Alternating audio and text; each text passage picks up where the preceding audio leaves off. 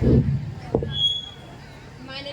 मुख्य अतिथि जी, आदरणीय प्रधानाचार्य जी, गुरुजन भी और यहाँ पर उपस्थित मेरे समस्त छोटे बड़े बहनों एवं भाइयों, हटाओ माइक, हटाओ मुंह में। मैं जानवी सिंह, कक्षा 10वीं की छात्रा, आप सभी के सामने गणतंत्र दिवस पर अपने विचार रखने जा रही हूँ। आशा करती हूँ आप सभी से ध्यानपूर्वक सुनेंगे।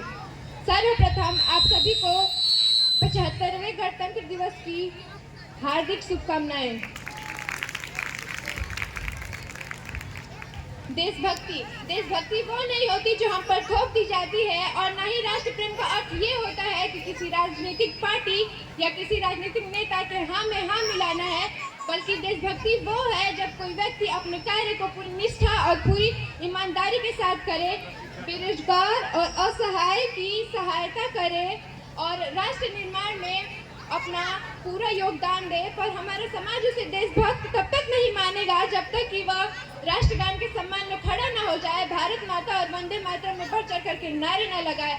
वहीं दूसरी तरफ वह व्यक्ति जो समाज का बुरा सोचता है और उनकी भावनाओं को कष्ट पहुंचाता है, वह व्यक्ति अपनी छवि को सुधारना चाहता है, तो वह 4 लोगों के सामने राष्ट्रगान के सम्मान में खड़ा हो जाए और भारत माता व वंदे मातरम में बढ़ चढ़ करके नारे लगाए। वह व्यक्ति उसी समाज में बहुत बड़ा देशभक्त बन जाता है। कि हम एक ऐसे समाज में रहते हैं जहां पत्थर की मूर्ति को लगते हैं 56 भोग और भूखे नंगे तड़पते सो जाते हैं लोग। मजदूर को मजदूर समझिए, मजबूर नहीं। गरीब को काम दीजिए, दान नहीं। और दान देने के इतने इच्छुक है तो जीते जी रक्त दान दीजिए और मरने के बाद अंग दान देकर मरते हुए को जीवन दान दीजिए। यही सच्ची देशभक्ति और यही सच्चा राष्ट्र प्रेम है।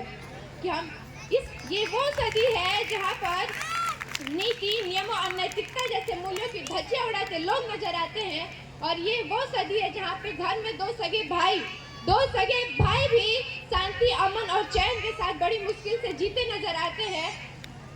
और जिस देश का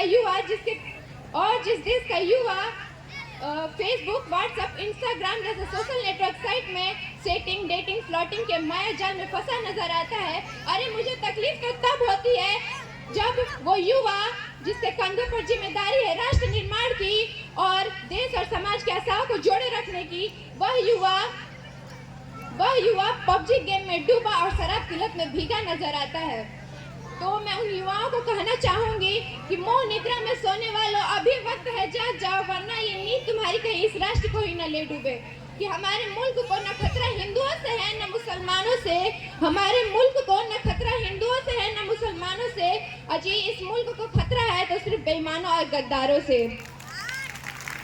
एक सैनिक बनकर सेना में जाना ही देशभक्ति नहीं होती, क्योंकि आजादी की पहले की बात कुछ और थी और अब की बात कुछ और है। पहले रानी लक्ष्मीबाई से लेकर भगत सिंह, चंद्रशेखर आजाद से लेकर महात्मा गांधी तक को हम देशभक्त कहते थे, पर अब मैं देशभक्त कहूँ तो किसे कहूँ? अपने देश, समाज, परिवार के प्रति समर्पण है देशभक्ति।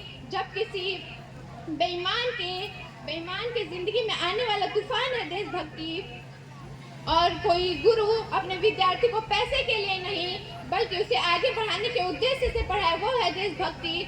तो मैं उन गद्दारों के लिए कुछ कहना चाहूंगी कि ऐ हवा में जहर घोलने वालों, फिजाएं हमारे इशारों से बदलती हैं और तुम क्या बदलोगे हमारे हिंदुस्तान की तस्वीर? शेरों के दिल में माँ भारती बसती है। और आज मैं यहाँ बात महिलाओं की करूँ तो उनको आरक्षित की नहीं संरक्षित की जरूरत है, क्योंकि यौन शोषण, बलात्कार, दहेज प्रथा दिन प्रतिदिन बढ़ती नजर आ रही है। तो नारी सशक्तिकरण पर मैं कुछ कहना चाहूंगी कि इस वतन की रक्षा करने का हम महिलाओं को भी हक है, इस वतन की रक्षा करने का हम महिलाओं को भी हक है। और इतिहास की किताबें उठा करके देख लो जिसको भी हमारी काबिलियत पर शक है। एक माँ बनकर हर गम को छुपाना आता है, एक बहन, बेटी, पत्नी बनकर हर दर्द को छुपाना आता है। और रसोई में बेलन ही नहीं साहब, हमें वतन की रक्षा खातिर हथियार भी उठाना आता है। और भूल मत करना पापा की परी समझने की, हम शेरनी है हिंदुस्तान की। इसी के साथ मैं अपनी वाणी को विराम देती हूँ। जय हिंद, जय हिंदुस्तान। ये जोशीला